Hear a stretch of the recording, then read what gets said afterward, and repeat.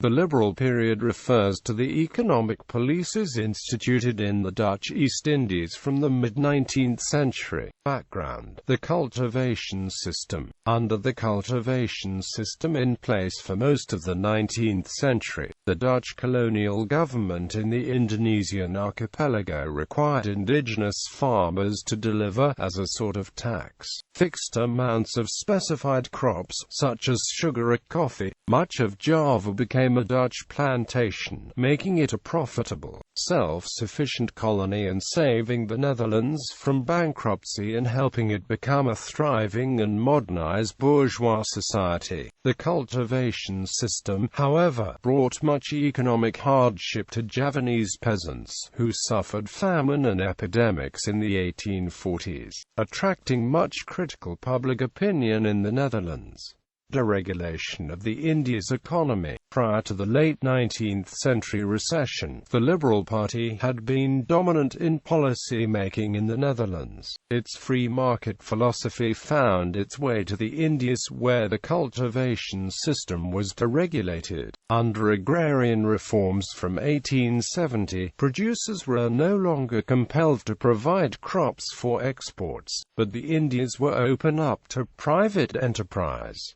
Dutch businessmen set up large, profitable plantations. Sugar production doubled between 1870 and 1885. New crops such as tea and cinchona flourished, and rubber was introduced, leading to dramatic increases in Dutch profits. Changes were not limited to Java or agriculture. Oil from Sumatra and Kalimantan became a valuable resource for industrializing Europe. Frontier plantations of tobacco and rubber saw the destruction of jungle in the outer islands. Dutch commercial interests expanded off Java to the outer islands, with increasingly more territory coming under direct Dutch government control or dominance. In the latter half of the 19th century, tens of thousands of coolies were brought to the outer islands from China, India, and Java to work the plantations, and they suffered cruel treatment and a high death rate. Liberals said the benefits of economic expansion would trickle down to the local level. However, the resulting scarcity of land for rice production, combined with dramatically increasing populations, especially in Java, led to further hardships. The worldwide recession of the late 1880s and early 1890s saw the commodity prices on which the Indies depended collapsed.